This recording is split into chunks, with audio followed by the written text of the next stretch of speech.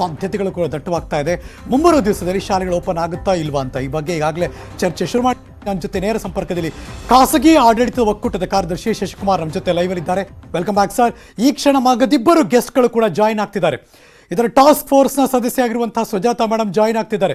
ನಮಸ್ಕಾರ ಮೇಡಮ್, ಇವತ್ತಿನ ಕಾರ್ಯಕ್ರಮಕ್ಕೆ ಸ್ವಾಗತ. ಇನ್ನು ಹುಬ್ಬಳ್ಳಿ ಭಾಗದಿಂದ ದೀಪಾಲಿ ಗೋಟಡಕ್ಕೆ, ಹೋಪ್ ನಿಮ್ಮ ಸರ್ನೇಮ್ನ ಕರೆಕ್ಟಾಗಿ ಹೇಳಿದ್ದೀನಿ ಅನ್ಕೊಂಡಿದ್ದೀನಿ. ದೀಪಾಲಿ ಮೇಡಮ್, ನೀವು ಜಾಯಿನ್ ಆಗ್ತಿದ್ದೀರಿ. ನಮಸ್ಕಾರ, ಇವತ್ತಿನ ಕಾರ್ಯಕ್ರಮಕ್ಕೆ ಸ್ವಾಗತ. ಸುಜಾತಾ ಮೇಡಮ್, ನಿಮ್ಮನ್ನು ಮಾತಾಡ್ಸೋಕೆ ಮುಂಚೆ ಪೇರೆಂಟ್ಸ್ ಮಾತಾಡ್ಸಿ ವಾಪಸ್ ಬರ್ತೀನಿ ನಾನು. ಬಿಕಾಸ್ ಇದುವರೆಗೆ ನಾವಾಗಲಿ ಶಶಿಕುಮಾರ್ ಅವ್ರಿಗೆ ಮತ್ತು ಎಲ್ಲರೂ ಮಾತಾಡ್ತಿರೋದು ಪ್ರೈಮರಿಯಾಗಿ ಶುರುವಾಗೋ ಭಯ ಪೇರೆಂಟ್ಸ್ಗಳಿಂದ.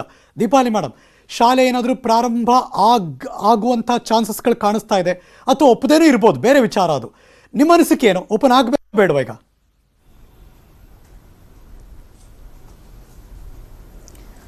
ಸರ್, ಆ್ಯಕ್ಚುಲಿ ಭಾಳ ಕನ್ಫ್ಯೂಷನ್ ಇದೆ.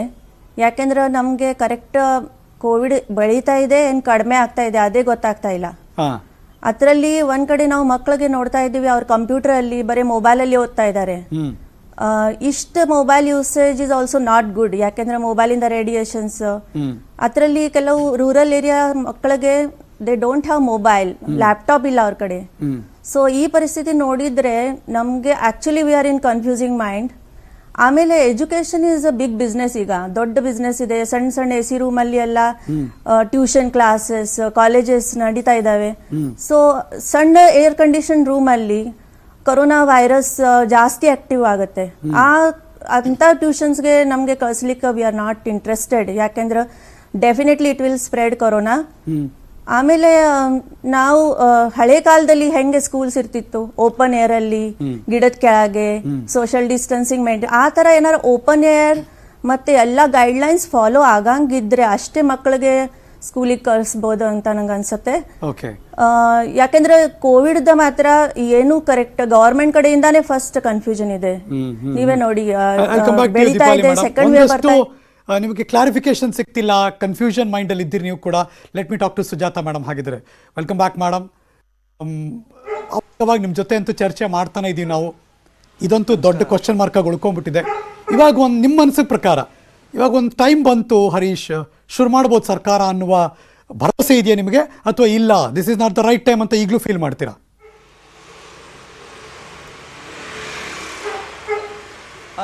ಹರೀಶ್ ಅವರೇ, ಈಗಾಗಲೇ ಕಾಲೇಜ್ ಓಪನ್ ಮಾಡೋಣ ಅಂತ ಹೇಳಿದ್ರು. ಮತ್ತೆ ನ್ಯೂಸ್ ಅಲ್ಲಿ ನೋಡಿದ್ವಿ 130 staff and students have been tested positive. So ಈಗ ಹೆಚ್ಚು ಕೇಸಸ್ ಏನಾದ್ರೂ ಪಾಸಿಟಿವ್ ಆಗಿ ಬಂತು ಅಂತ ಹೇಳಿದ್ರೆ ಹೆಲ್ತ್ ಮಿನಿಸ್ಟರ್ ಹೇಳಿರೋ ಪ್ರಕಾರ ಕಾಲೇಜ್ ಅನ್ನ ಶಟ್ ಡೌನ್ ಮಾಡ್ತೀನಿ ಅಂತ ಹೇಳ್ತಿದ್ದಾರೆ. ಸೊ ಇನ್ನ ಕಾಲೇಜ್ ಇದನ್ನೇ ಕರೆಕ್ಟ್ ಆಗಿ ಆಗಿಲ್ಲ ಅನ್ನುವಾಗ ಶಾಲೆ ಲೆವೆಲ್ಗೆ ಇವಾಗ ಏನಕ್ಕೆ ಬರ್ತಿದ್ದಾರೆ? ಅವ್ರು ಹೇಳಿದ್ದು ಟೆಸ್ಟಿಂಗ್ ಪೀರಿಯಡ್ ತರ we will start from the higher classes. So higher classes ಶುರು ಆಗಿದೆಯಾ ಅನ್ನೋದನ್ನ ಅವರು ಹೇಗೆ ನಡೀತಾ ಇದೆ ಅನ್ನೋದನ್ನ ಫಸ್ಟ್ ಫಾಲೋ ಅಪ್ ಮಾಡಬೇಕು. Correct, agri. ಬಿಕಾಸ್ ಅದೊಂದಷ್ಟು ವಾರಗಳ ಕಾಲ ನಡೆದು ಅದರ ಸಾಧಕ ಬಾಧಕಗಳು ಗೊತ್ತಾದಾಗ, ಪ್ರಾಕ್ಟಿಕಲ್ ಆಗಿ ಹೆಂಗೆ ವರ್ಕ್ ಆಗುತ್ತೆ ಅಂತ ಗೊತ್ತಾದಾಗ ಮಾತ್ರ ಅದ್ರ ಬಗ್ಗೆ ಗಮನ ಹರಿಸ್ಬೋದು ಅಂತ. ಶಶಿಕುಮಾರ್ ಸರ್, ಇದೊಂದೇ ಅಷ್ಟೇ ಅಲ್ಲ ಪ್ರಾಬ್ಲಮ್ಮು. ನೀವಾಗಲೇ ಹೇಳಿದ್ರಿ ಎನ್ ನಂಬರ್ ಆಫ್ ಪ್ರಾಬ್ಲಮ್ಸ್ಗಳ ಮುಂದೆ ಇದೆ. ಇದನ್ನು ಯಾವುದೂ ಸಾಲ್ವ್ ಮಾಡದೆ ಇದಕ್ಕೆ ಇನಿಷಿಯೇಟ್ ಮಾಡ್ತಿರೋದು ಯಾಕೆ ಅನ್ನೋ ಕ್ವಶನ್ ರೈಸ್ ಆಗೋಗುತ್ತೆ. ಇಲ್ಲಿ ಯಾರ ಬೆನಿಫಿಟ್ ಅಡಗಿದೆ ಸರ್? ಹಾಗಿದ್ರೆ ಸರ್ಕಾರ ಯಾಕೆ ಇದ್ರ ಬಗ್ಗೆ ಚರ್ಚೆಗಳನ್ನು ತಗೊಂಡು ಹೋಗ್ತಾ ಇದೆ? ಇಲ್ಲ ಒಂದಷ್ಟು ತಿಂಗಳಿಗೆ ಮುಂದಿನ ವರ್ಷ ನೋಡ್ಕೊಳ್ಳೋಣ ಬಿಡಪ್ಪ ಅಂತಲೇ ಹೇಳ್ಬೋದಾಗಿತ್ತು, ಆ ಥರನೂ ಇಲ್ಲ. ಬಟ್ ಯಾರಿಗೆ ಬೆನಿಫಿಟ್ ಆಗಿದ್ರೆ? ಇಲ್ಲ, ಒಂದು ಅಂತೂ ಸತ್ಯ, ಮುಂದಿನ ವರ್ಷ ನೋಡ್ಕೊಳ್ಳೋಣ ಅನ್ನೋತಕ್ಕಂಥ ಮಾತನ್ನ ಆಡೋಕ್ಕಾಗಲ್ಲ ಜವಾಬ್ದಾರಿ ಇರ್ತಕ್ಕಂಥ ಸರ್ಕಾರ. ಯಾಕೆ ಅಂದರೆ ಕಲಿಕೆ ನಿರಂತರವಾಗಿ ಆಗಲಿಲ್ಲ ಅಂದರೆ ಅದರಿಂದ ಆಗತಕ್ಕಂಥ ಲೋಪದೋಷಗಳು, ಅದರಿಂದ ಆಗತಕ್ಕಂಥ, ಯಾಕೆಂದ್ರೆ ಪ್ರತಿಪಕ್ಷದವರೆಲ್ಲ ಕೂತ್ಕೊಂಡು ಅವರು ಕೂಡ ಅಫ್ಕೋರ್ಸ್ ಪ್ರತಿಪಕ್ಷದ ಸ್ಥಾನದಲ್ಲಿರುವಂಥ ನಾಯಕರು ಈ ವರ್ಷ ಡಿಕ್ಲೇರ್ ಮಾಡಿ ಏನು ಮಕ್ಕಳು ಉಳ್ಕೋಬೇಕಷ್ಟೇ, ಕೊರೋನಾಗಿಂತ ಇನ್ಯಾವುದು ದೊಡ್ಡದಿಲ್ಲ ಅಂತ ಅವರು ಸ್ಟೇಟ್ಮೆಂಟ್ ಕೊಟ್ಟಿರೋದ್ರಿಂದ ಈ ಪ್ರಶ್ನೆ ಹಾಕಿದ್ದೀನಿ ನಿಮ್ಗೆ ನಾನು. ಅಲ್ಲ, ಈ ನಾಯಕರೆಲ್ಲ ಅರ್ಥರಹಿತವಾಗಿ ರಾಜಕೀಯ ಮಾತಾಡ್ತಾರೆ ಹೊರತು ವೈಜ್ಞಾನಿಕವಾದ ತಳಹದಿಯಲ್ಲಿ ನಿಂತ್ಕೊಂಡು ಮಾತಾಡುವಂಥವ್ರು ಯಾರೂ ಇಲ್ಲ.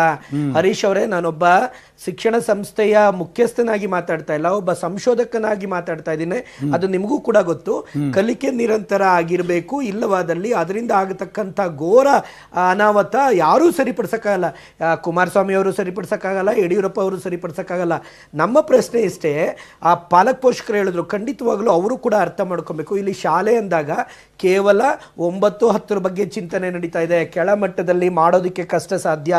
ಮತ್ತು ಸುಜಾತ ಅವರು ಕೂಡ ಹೇಳೋದು, ನಾವಿಲ್ಲಿ ಮಾತನಾಡಬೇಕಾದ್ರೆ ಶಾಲೆ ಅಂದ ತಕ್ಷಣ ವ್ಯಾಖ್ಯಾನದಲ್ಲಿ ನರ್ಸರಿ, ಪ್ರಾಥಮಿಕ ಮತ್ತು ಹಿರಿಯ ಪ್ರಾಥಮಿಕ ಅಲ್ಲವೇ ಅಲ್ಲ. ಕೇವಲ 9, 10 ಅಥವಾ SSLC ಮತ್ತು PUCಗೆ ಸಂಬಂಧಪಟ್ಟಿದ್ದು. ಅಲ್ಲಿ ಯಾವ್ಯಾವ ರೀತಿಯಲ್ಲಿ ಅದನ್ನು ಮಾಡ್ಬೋದು ಅನ್ನತಕ್ಕಂಥ ಚಿಂತನೆ ಆಗಬೇಕು. ಮತ್ತು ಇವತ್ತು ಕಾಲೇಜ್ ಓಪನ್ ಮಾಡಿದ್ರು 106 ಜನಕ್ಕೆ ಕೋವಿಡ್ ಬಂದಿದೆ. ಎಷ್ಟು ಪ್ರಮಾಣದಲ್ಲಿ ವಿದ್ಯಾರ್ಥಿಗಳು ದಾಖಲೆ ಆಗಿದ್ದಾರೆ, ಎಷ್ಟು ಜನಕ್ಕೆ ಶಾಂಪಲ್ ಚೆಕ್ ಆಗಿದೆ, ಕಡ್ಡಾಯವಾಗಿ ಚೆಕ್ ಆಗಿರೋದ್ರಲ್ಲಿ ನಾವು ವಾಲಂಟ್ರಿಯಾಗಿ ಚೆಕ್ ಮಾಡಬೇಕು. ನಾನು ಕೂಡ ಅದನ್ನೇ ಗೌರ್ಮೆಂಟಿಗೆ ಹೇಳಿದ್ದೇನೆ. ನೀವು ಶಾಲೆ ಪ್ರಾರಂಭ ಮಾಡೋ ಮುಂಚೆ ಒಂದು 5-5 ಸಾವಿರ ಅಟ್ಲೀಸ್ಟ್ ಒಂದೊಂದು ಜಿಲ್ಲೆ, ನಮ್ಮ ಬೆಂಗಳೂರು ಅಂತ ಕಡೆ ಒಂದು 10,000, ಬೇರೆ ಜಿಲ್ಲೆಗಳಲ್ಲಿ ಒಂದು 5-5 ಸಾವಿರ ಶಾಂಪಲ್ ಚೆಕ್ ಮಾಡಿಬಿಡಿ. ಇವಾಗಲೇ ಆ ಶಿಕ್ಷಕರಿಗೆ ಮತ್ತೆ ಆ ಮಕ್ಕಳಿಗೆ ಬರೀ 9-10ಕ್ಕೆ ನಾವು ತಗೊಳ್ಳೋಣ. ಮಕ್ಕಳನ್ನ ಶಾಲೆ ಕಳಿಸ್ಕೊಡೋದಕ್ಕೆ ಪೋಷಕರು ಒಪ್ಪಿ ಸಹಿ ಮಾಡೋದಂಗೆ ಆಗುತ್ತೆ ಅಂತ. ಅಲ್ಲಿ ಕಮ್ ಬ್ಯಾಕ್ ಟು ಸರ್. 3 ಜನ ಜೊತೆ ಮಾತುಕತೆಯನ್ನು ಮುಂದುವರಿಸ್ತೀನಿ. ಮೀನ್ ವೈಲ್ ನನ್ನ ಸಹೋದ್ಯೋಗಿಗಳು ಕಲಬುರಗಿ ಭಾಗದಲ್ಲಿ ಅಲ್ಲಿಯ ಜನರು ಕೂಡ ಮಾತಾಡ್ಸಿದ್ದಾರೆ. ಅವರೆಲ್ಲ ಏನು ಅಂತಾರೆ ನೋಡೋಣ ಬನ್ನಿ. ಈಗ ಇಷ್ಟೊತ್ತಲ್ಲ ಆ್ಯಕ್ಚುಲಿ ನಾವು ಮಿಡ್ ಟರ್ಮ್ ಎಕ್ಸಾಮ್ ಬರೆದು ಅರ್ಧ ಪೋರ್ಷನಲ್ಲಿ ಪರ್ಫೆಕ್ಟ್ ಇರಬೇಕಿತ್ತು. ಈಗ ಅದು ಏನಾಗ್ತಿಲ್ಲ. ಬಟ್ ಇನ್ನೊಂದು ರೀತಿಯಾಗಿ ನೋಡಿದ್ರೆ ಕೊರೋನಾ ವೈರಸ್ ಐತಿ. ಈಗ ಅದಕ್ಕೂ ವ್ಯಾಕ್ಸಿನ್ ಬಂದಿದೆ ಅಂತಾರೆ. ವ್ಯಾಕ್ಸಿನ್ ಎಲ್ಲ ಮಕ್ಕಳಿಗೆ ಸ್ಕೂಲ್ನಲ್ಲಿ ಕೊಟ್ಟು ಹಂಗೆ ಸ್ಟಾರ್ಟ್ ಮಾಡ್ತಾರೆ ಅಂದರೆ ಮಾಡಲಿ. ವ್ಯಾಕ್ಸಿನ್ ಇಲ್ಲ ಅಂದರೆ ಸ್ವಲ್ಪ ಸ್ಕೂಲ್ ಇರೋದು ಒಳ್ಳೇದಲ್ಲ ಅನ್ಸುತ್ತೆ. ರಿಸ್ಕಿ ಸ್ಕೂಲ್ ಸ್ಟಾರ್ಟ್ ಮಾಡೋದು ರಿಸ್ಕಿ. ಈ ಶಾಲೆಯಲ್ಲಿ ಇರ್ತಕ್ಕಂಥ ಸಮುದಾಯದ ವಾತಾವರಣದಲ್ಲಿ ಕಲಿಯೋದು ರೀತಿನೇ ಬೇರೆ, ಇಲ್ಲಿ ಮನೇಲಿ ಕೂತ್ಕೊಂಡು ಸ್ವಂತಕ್ಕೆ ಓದುವಂಥ ರೀತಿನೇ ಬೇರೆ. ಹಾಗಾಗಿ at least if not regular school ಮೊದಲ ಥರ ಇಲ್ಲದೇ ಇದ್ರು ಕೂಡ ವಾರದಲ್ಲಿ ಒಂದೊಂದು 2-2 ಗಂಟೆ ಥರ 2-2 ದಿನ ಮಿನಿಮಮ್ ಒಂದೊಂದು ಬ್ಯಾಚ್ಗಳು ಮಾಡಿಕೊಂಡು ಕಡಿಮೆ ವಿದ್ಯಾರ್ಥಿಗಳು ಕರ್ಕೊಂಡು ಶಾಲೆ ಓಪನ್ ಮಾಡೋದು ಅತಿ ಸೂಕ್ತ. ವಿದ್ಯಾರ್ಥಿಗಳ ಭವಿಷ್ಯದ ದೃಷ್ಟಿಯಿಂದ ಶಾಲೆ ಮತ್ತು ಕಾಲೇಜುಗಳನ್ನು ಹಂತವಾಗಿ ಓಪನ್ ಮಾಡಬೇಕು, ಆರಂಭಿಸ್ಬೇಕು. ಅವ್ನು ವಿದ್ಯಾದಾನ ಕೊಡೋದಕ್ಕೆ ಯಾವುದೇ ತೊಂದರೆ ಆಗಲಾರ್ದಂಗೆ ನೋಡ್ಕೋಬೇಕು ಅನ್ನುವಂಥದ್ದು ನನ್ನ ಸ್ಪಷ್ಟವಾದಂಥ ಅಭಿಪ್ರಾಯ. ಅದಕ್ಕಾಗಿ ಸರ್ಕಾರ ಮುಂಜಾಗ್ರತೆ ಕ್ರಮವನ್ನು ತೆಗೆದುಕೊಂಡು ಈ ಶಾಲೆ ಮತ್ತು ಕಾಲೇಜುಗಳನ್ನು ಆರಂಭಿಸ್ಕೋಬೇಕು. ಇವಾಗ ಸ್ಕೂಲ್ ಸ್ಟಾರ್ಟ್ ಮಾಡಿದ್ರೆ ಸ್ವಲ್ಪ ಸ್ಪ್ರೆಡ್ ಆಯ್ತು ಅಂದರೆ ಒಬ್ಬ ಹುಡುಗ ಬರ್ತಂದ್ರೆ ಎಲ್ಲರಿಗೂ ಬರ್ತದೆ, ಅದು ಬೇಡ ಅನಿಸ್ತು. ಆನ್ಲೈನ್ ಕ್ಲಾಸಸ್ ಇರ್ಲಕ್ರಿ ಸರ್. ಹಂಗೆ ಎವ್ರಿ ವೀಕ್ ಬುಕ್ಸ್ ಕೊಡೋದು ಕರೆಕ್ಷನ್ ಮಾಡ್ಕೊಂಡು ಬರ್ತೀವಿ ರೀ ಸರ್. ಹಿಂಗೆ ಇರ್ಲಕ್ರಿ ಸರ್ ಆನ್ಲೈನ್ ಕ್ಲಾಸ್.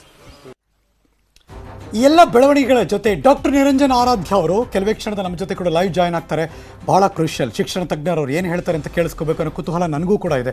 ಎಲ್ಲ ಮಾಹಿತಿಯನ್ನು ಕೂಡ ನಾವಂತೂ ಅಪ್ಡೇಟ್ ಮಾಡ್ತಾನೆ ಇರ್ತೀವಿ. ನಮ್ಮ ವೆಬ್ಸೈಟ್ ವಿಸಿಟ್ ಮಾಡಿ, ಕ್ಲಿಕ್ ಮಾಡಿ, news18kannada.com.